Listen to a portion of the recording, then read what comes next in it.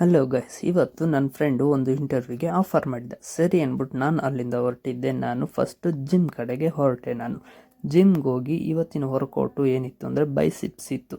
ಸರಿ ಅಂತ ನಾನು ಇವತ್ತು ಬೈಸಿಪ್ಸ್ ಮುಗಿಸ್ಕೊಂಡು ಕಾರ್ಡಿಯೋ ಮಾಡಿಕೊಂಡು ಅಲ್ಲಿಂದ ಹೊರಟೆ ನಾನು ಮನೆ ಕಡೆಗೆ. ಮನೆ ಹತ್ರ ಹೋಗ್ಬೇಕಾದ್ರೆ ನಿನ್ನ ಇಂಟರ್ವ್ಯೂಗೆ ನೋಡಿದೆ ಲೇಟ್ ಆಗಿಬಿಟ್ಟಿತ್ತು ಅಂದ್ಬಿಟ್ಟು ಮನೆಗೆ ಹೋಗಿ ಫ್ರೆಶ್ ಅಪ್ ಆಗಿ ಅಲ್ಲಿಂದ ಡೈರೆಕ್ಟಾಗಿ ಹೋಗಿದ್ದೆ ನಾನು ಇಂಟರ್ವ್ಯೂ ಕಡೆಗೆ. ಅಲ್ಲೋಗಿ ನಾನು ಅಲ್ಲಿ ಇಂಟರ್ವ್ಯೂ ಅಟೆಂಡ್ ಮಾಡಿದ್ರೆ ಅವ್ರು ಹೇಳಿದ್ರು, ಸರಿ ಸರ್ ಕಾಲ್ ಮಾಡ್ತೀವಿ ಅಂದರು. ಸರಿ ಆಯಿತು ಅಂತ ಮಲ್ಲೇಶ್ವರಂಗೆ ಲೇಟ್ ಆಗುತ್ತೆ ಅಂತ ಅಲ್ಲಿಂದ ನಾನು ನನ್ನ ಫ್ರೆಂಡ್ ಹೊರಟ್ವಿ.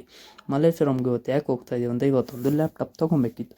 ಸರಿ ಅಂದ್ಬಿಟ್ಟು ನಾವು ಅಲ್ಲೇ ಇದ್ದ ಲ್ಯಾಪ್ಟಾಪ್ನ ನೋಡೋಕೆ ನಾವು ಸ್ಟಾರ್ಟ್ ಮಾಡಿದ್ವಿ. ಅಲ್ಲೇ ಎಲ್ಲ ನೋಡಿಬಿಟ್ಟು ಒಂದು ಫೈನಲೈಸ್ ಮಾಡಿದ್ವಿ, i5 Pro ಅಂತ.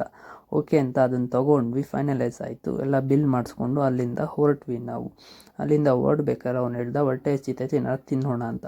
ಸರಿ ಆಯಿತು ಅಂತ ಅಲ್ಲೇ ಇದ್ದ ನಿಯರ್ ಬೈ ಒಂದು ಎಗ್ ರೈಸ್ ಅಂಗಡಿಗೆ ಹೋದ್ವಿ. ಅಲ್ಲೋಗಿ ಎಗ್ ರೈಸ್ ತಿನ್ಕೊಂಡು ಅಲ್ಲಿಂದ ಹೊರಟ್ವಿ ನಾವು ಮನೆ ಕಡೆ.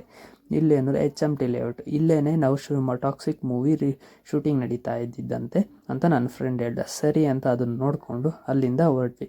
ಅಲ್ಲಿಂದ ನಮ್ಮಮ್ಮಗೆ ಲ್ಯಾಪ್ಟಾಪ್ ತೋರಿಸ್ತಾ ಇದ್ದೆ. ನಮ್ಮಮ್ಮ ಬ್ಯುಸಿ ಇದ್ದರು.